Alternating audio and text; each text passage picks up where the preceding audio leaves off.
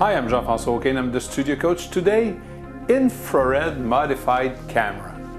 I do have in my hands here one of the first Olympus modified camera for infrared. The modification was done by Precision Camera in United States, but they do deserve the complete North America, and they've done a fantastic job on my camera. I'm amazed. I have been using infrared film for years, but now switching to infrared camera, it's a whole new world. Today in the studio, how do I use it? And I will be shooting a beautiful classical nude with it, and I will show you also how I do modify the image once in Photoshop. Once you look at infrared, you have to think on how it does react with the environment. I have many fabrics here that I intended to use for my shoot and to hide my model with.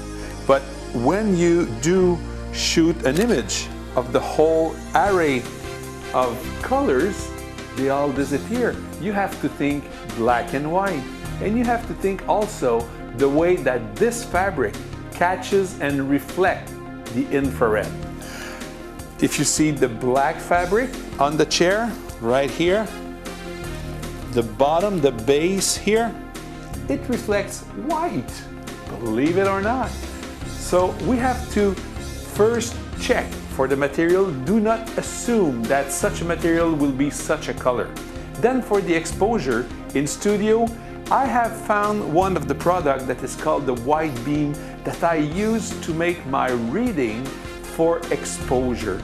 I do either a reflective exposure on it, so I do take a picture and look for the histogram that is given for that patch here, and looking for a mid-region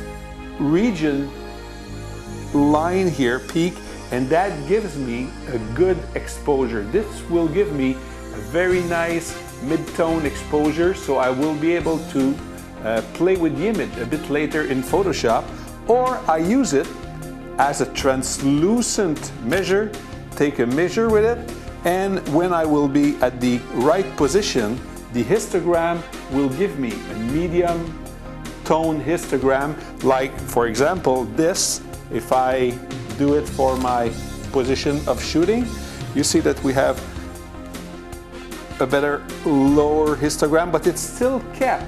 There's nothing overexposed and there's nothing lost. So we know that we will still have information. It will still be time to make a little modification while shooting, but it's a very, very good starting point. This is the white beam. You find that on the internet.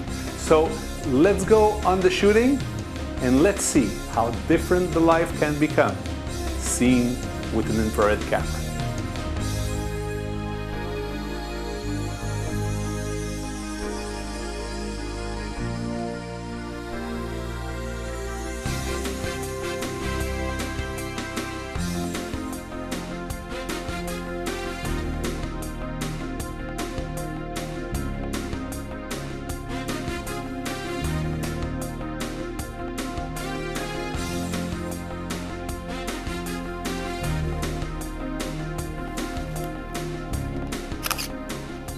So once the model in place and the light on, I'm using flash now. I'm not using the quartz imaging in there. I'm not using the quartz possibility of the unit. I'm using the flash.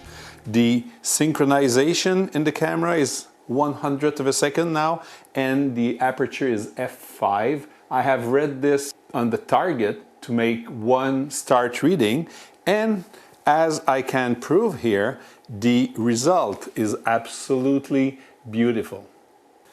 The camera is set on manual. I'm at 1/100th of a second as synchronization speed, and the aperture is f5, and the white balance is on the tungsten setting.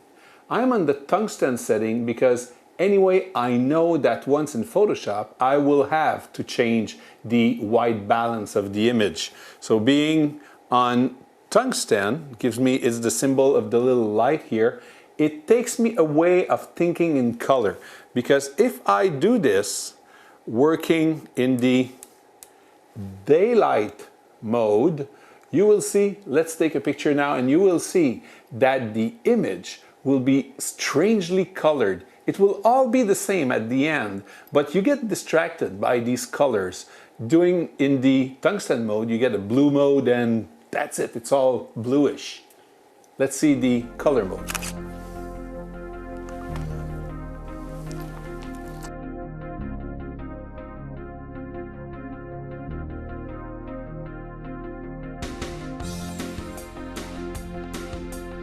This is daylight mode, and this is tungsten mode, and daylight mode.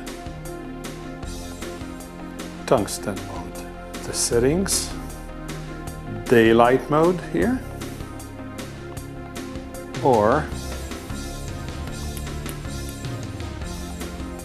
tungsten. I also strongly suggest that you do not use the automatic white balance, which will give you a result that will change from picture to picture and making it harder to catch your own signature, your own personality in the image treatment. So I'll go on taking a couple of pictures with my new infrared modified Olympus camera by Precision Camera, and we'll meet again in a couple of seconds on Photoshop. I'm Jean-François, the studio coach. Stay with me.